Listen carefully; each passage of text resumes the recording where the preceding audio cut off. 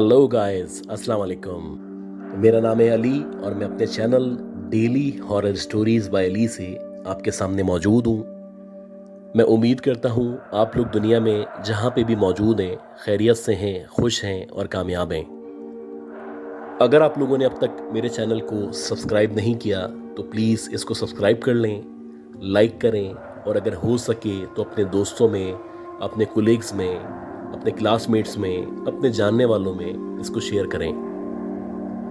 और अगर आप अपनी स्टोरीज़ को शेयर करना चाहते हैं, आप चाहें तो व्हाट्सएप कर सकते हैं, ईमेल कर सकते हैं या अपनी आवाज़ में रिकॉर्ड करके भेज सकते हैं। एक रिक्वेस्ट जो हमेशा करता हूँ कि ये जो वीडियोज़ हैं, जो भी अपलोड्स हैं, इनके व्यूज़ अल्लाह का शुक्र है ग्रेजुअली बढ़ रहे हैं, लेकिन आप लोग लाइक नहीं करते इसको।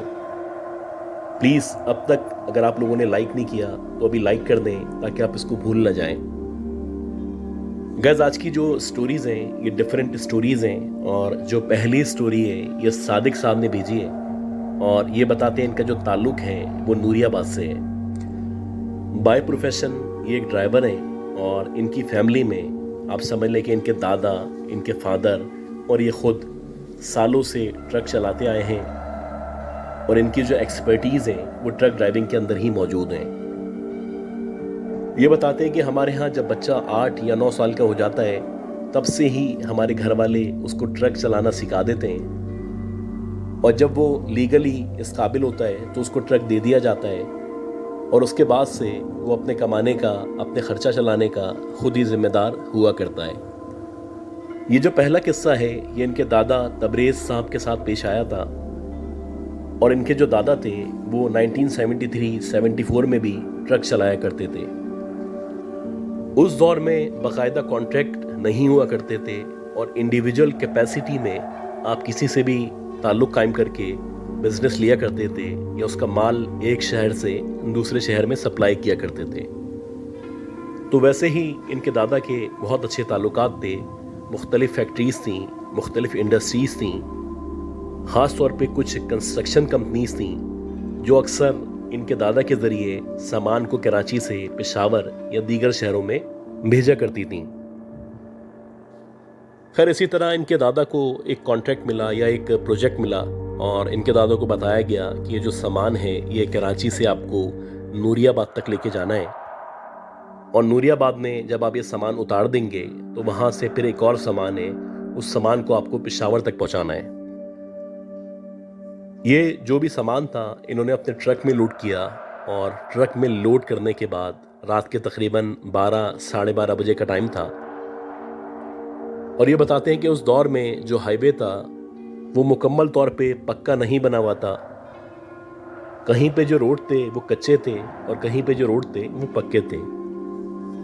खैर, इनके दादा ने सामान वगैरह लोड किया और लोड करने के बाद क्योंकि नूरियाबाद तक जाना था तो इतना ज़्यादा डिस्टेंस नहीं था, वो अकेले ही सामान को लेके रवाना हो गए।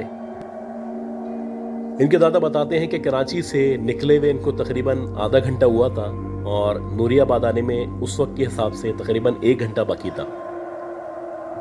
तो जैसे ही इनको आधा पौन घंटा हुआ तो आहिस्ता आहिस्ता करके बारिश शुरू हो गई और जैसे ही बारिश शुरू हुई तो इन्होंने यही सोचा कि अगर बारिश बढ़ेगी तो मेरा जो ट्रक है उसको मैं साइड में लगा लूँगा या उसको पार्क कर दूँगा और जब बारिश रुक जाएगी तो दोबारा से अपनी मंजिल की तरफ बढ़ना शुरू कर दूंगा।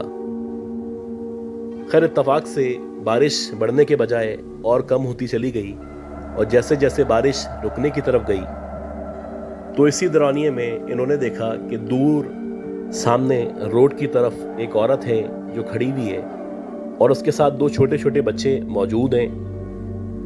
बज़ाहिर ऐसा लगता है कि वो किसी परेशानी में है या इनसे लिफ्ट मांगना चाहती है। खैर, जैसे ही ट्रक की रोशनी में ये मज़ीद आगे बढ़े और उसका व्यू क्लियर हुआ तो इनके दादा बताते हैं कि जब मैंने उस औरत को गौर से देखा तो उसके जो पाँव थे वो ज़मीन पे टिके हुए नहीं थे, यानी कि ज़मीन से थोड़े ऊपर थे और हवा में लहरा रहे थे। उसके साथ साथ जो उसकी आंखें थीं वो मुकम्मल तौर पे सफ़ेद थीं और उसकी आंखों को देखने के बाद इनके ऊपर इस कदर खौफ तारी हो चुका था कि इनके लिए ट्रक को चलाना या उसको बैलेंस करना मुश्किल लग रहा था। खैर, पुराने लोग थे, मजबूत आसाब के मालिक थे और इतनी जल्दी डरना या हिम्मत हारना इनके बस की बात नहीं थी। खैर, जैसे ही इन्होंने उस औरत को देखा तो औरत को देख के ही इनको अंदाजा हो चुका था कि ये कोई नॉर्मल औरत नहीं है। इसके साथ साथ उन्होंने जब इन बच्चों पे गौर करना शुरू किया तो वो बताते हैं जो बच्चे थे इनके जो मुंह थे वो एक्स्ट्रा लंबे थे और इनके जो कान थे वो बहुत बड़े बड़े कान थे। आमतौर पे इंसान के बच्चे के इस तरह के कान नहीं हुआ करते। कुछ सेकंड्स तक इस औरत और उन बच्चों को देखने के बाद इनको अंदाजा हो चुका था कि जो कुछ इनके सामने मौजूद है वो यकीनन या तो कोई चुड़ैल है या ये जन्नात हैं जो इनके सामने मौजूद हैं। इन कुछ सेकंड्स के अंदर अंदर ही ये डिसाइड कर चुके थे इनको जितना तेज हो सकता है ट्रक इनके सामने से गुजारना है, और ना सिर्फ गुजारना है बल्कि इनको मौका ही नहीं देना कि वो ट्रक के करीब आ सकें। अपने तौर पे इन्होंने बेहतर फैसला किया था और इस दौरानिए में जो भी इनको आयत वगैरह आती थी वो इन्होंने पढ़ना शुरू कर दी थी। ये बताते हैं कि जैसे ही मैं उस औरत या उन बच्चों के सामने से गुजरा, हालांकि मैं तिलावत कर रहा था, एकदम से ऐसा लगने लगा कि चाहने के बावजूद भी मेरा ट्रक जो है वो तेज चलने को तैयार नहीं है, और देखते ही देखते उसकी स्पीड कम होना शुरू हुई है। ना सिर्फ कम होना शुरू हुई है, अब ऐसा लग रहा है कि कुछ सेकंड्स के अंदर अंदर ये जो ट्रक है वो रुक जाएगा। हालांकि मेरा जो ट्रक था ये कमर्शियल ट्रक था और मैं इसका भरपूर ख्याल रखा करता था। मैं इसको प्रॉपरली मेंटेन करवाया करता था। बहरहाल जैसे ही मुझे लगने लगा कि ट्रक रुकने वाला है और ये जो मामलात हैं मेरे हाथ से निकलने वाले हैं, मैंने और ज़ोर ज़ोर से आयतल कुर्सी पढ़ना शुरू कर दी। खैर, जैसे जैसे ज़ोर ज़ोर से मैं आयतल कुर्सी पढ़ रहा था वैसे वैसे ऐसा लग रहा था कि मामलात बेहतर हो रहे हैं और ट्रक जो है उसकी स्पीड नॉर्मल से फिर बढ़ने की तरफ जाना शुरू हो चुकी है। 15 से 20 मिनट तक मैं इसी आलम में था और जैसे तैसे करके तकरीबन 4-5 किलोमीटर दूर आ चुका था, और मैं भी हैरान था कि मैंने इस कदर तेज़ या इतनी रफ्तार से सामान होने के बावजूद ट्रक को कैसे ड्राइव किया है। बहरहाल जब 15-20 मिनट गुजर गए और सामने एक पुलिस की चौकी नज़र आना शुरू हुई तो आहिस्ता आहिस्ता करके मेरी जान में जान आना शुरू हुई। खैर, पुलिस की चौकी से पहले ही मैंने सोचा कि मैं रोकता हूँ, थोड़ा सांस लेता हूँ, पानी वगैरह पी लेता हूँ, क्योंकि आमतौर पे जन्नात से ज़्यादा पुलिस वाले तंग किया करते थे। इसीलिए मैं नीचे उतरा। नीचे उतर के मैंने सांस ली और पानी पीना शुरू किया। अभी मैं पानी पी ही रहा था कि एकदम से मुझे महसूस होने लगा कि जो मेरा ट्रक है उसकी जो छत है या वो जो डब्बा है जिसे आप कंटेनर कहें जिसके अंदर माल लोड हुआ हुआ है, उसके ऊपर बाकायदा कोई कूद रहा है या कोई जंप मार रहा है। अब जैसे ही मुझे आवाज आना शुरू हुई तो एकदम से मेरे औसान खता होना शुरू हुए और मुझे लगने लगा कि अब कुछ गलत होने वाला है। कुछ सेकंड्स तक मैं मुसलसल गौर करता रहा और बिलाखिर मैंने देखा कि वही 2 बच्चे जो उस औरत के साथ या उस चुड़ैल के साथ वहां पे मौजूद थे वो ट्रक की छत के ऊपर खड़े हुए और मुझे अजीब तरीके से देख के मुस्कुरा रहे हैं। जैसे ही मैंने उन बच्चों को देखा, पानी की बोतल मैंने साइड में फेंकी और वहां से मैंने दौड़ना शुरू कर दिया, और मैं तब तक दौड़ता रहा जब तक पुलिस की चौकी नहीं आ गई। जैसे ही पुलिस की चौकी आई तो मेरी जान में जान आई और मैंने पुलिस वालों को बताया कि मेरे साथ ऐसा ऐसा हुआ है। ये सुनने के बाद वो जो पुलिस वाले थे उनकी मेहरबानी कि वो मेरे साथ वापस ट्रक में आए और ट्रक को आके मुकम्मल तौर पे चेक किया, और चेक करने के बाद उन्होंने इत्मीनान दिलाया कि अब इस ट्रक में या इसके ऊपर कोई भी मौजूद नहीं है।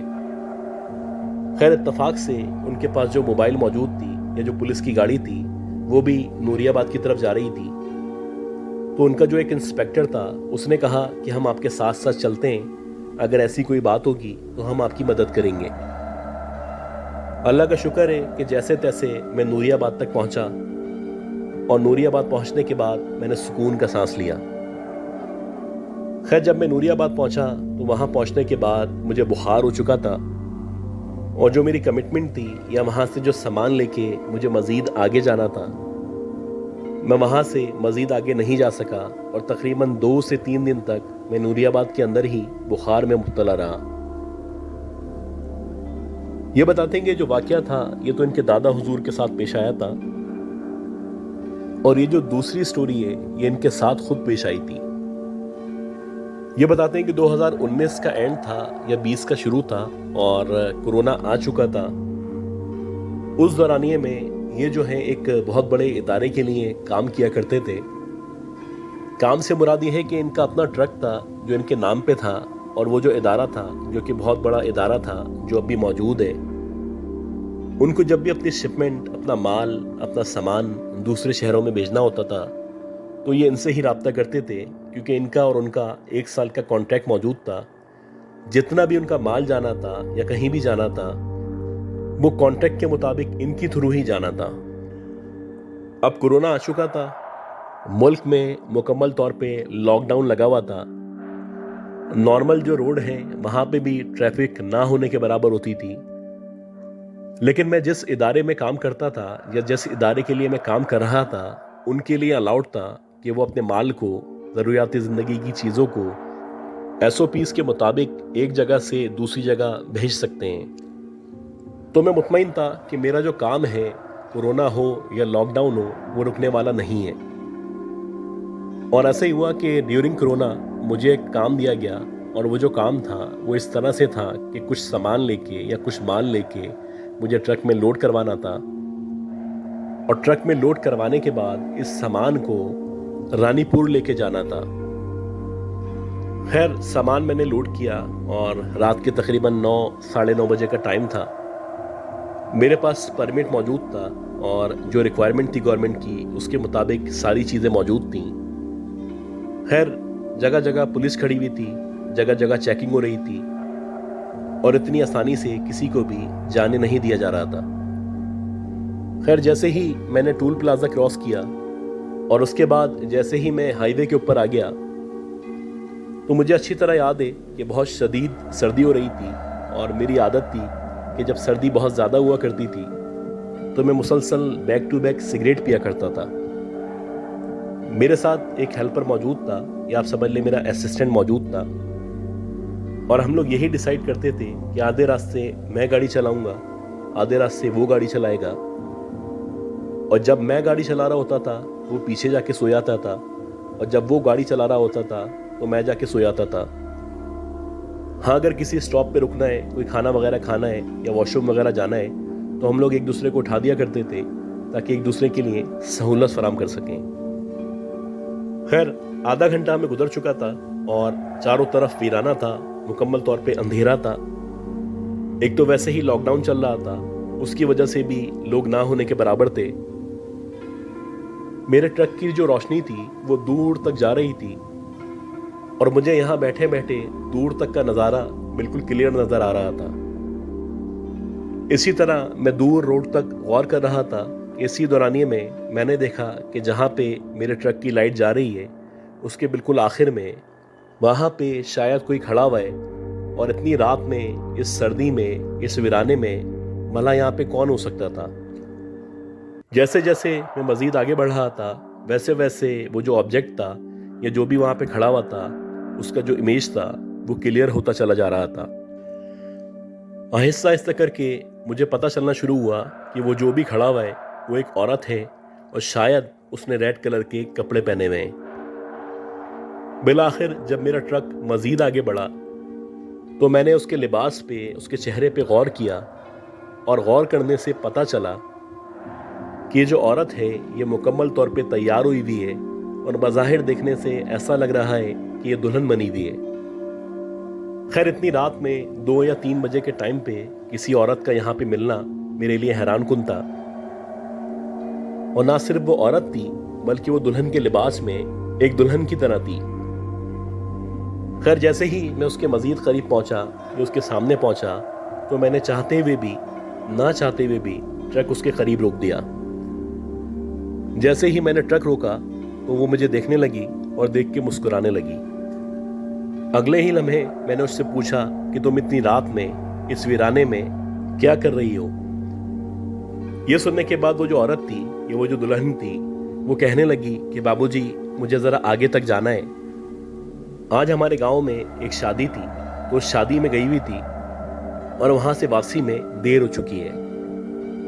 अब जब उसने ये कहा तो एकदम से मेरे दिमाग ने काम करना शुरू किया और मैंने उससे पूछा कि अगर तुम अपने गांव में किसी शादी में गई थी तो क्या तुम अकेली गई थी।